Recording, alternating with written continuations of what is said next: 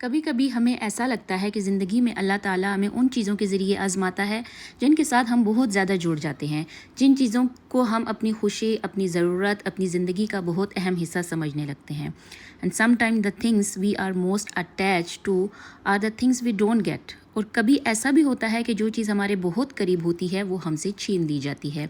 شاید یہ بھی اللہ تعالیٰ کی طرف سے ایک آزمائش ہوتی ہے، ایک ایسا وقت جہاں ہمیں یہ سیکھنا ہوتا ہے کہ کسی چیز کے نہ ہونے کے باوجود ہم اپنی لائف کو کیسے ایکسیپٹ کریں. At that point there are only two things that really help us, صبر اینڈ شکر.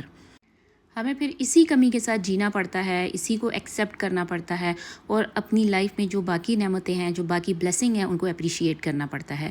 پھر آہستہ آہستہ انسان کو احساس ہوتا ہے کہ ہر چیز کا مل جانا ضروری نہیں، اور ہر چیز کا ہمیشہ ہمارے پاس رہنا بھی ضروری نہیں. کچھ چیزیں ہماری زندگی میں صرف ہمیں کچھ سکھانے کے لیے آتی ہیں. And when you are finally learn to live with that acceptance, life becomes much easier. Unnecessary regret ختم ہو جاتا ہے، ٹینشن کم ہو جاتی ہے. میں بھی اصل سکون یہی ہے، جو چیز ہمارے نصیب میں نہیں ہے اس کے پیچھے بھاگنا چھوڑ دیں، اور جو اللہ تعالیٰ نے ہمارے پاس رکھا ہے اس کی قدر کرنا سیکھ لیں.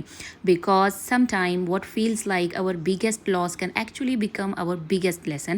اور شاید یہی اللہ تعالیٰ کی طرف سے زندگی کو دیکھنے کا ایک پرسپیکٹیو ہے.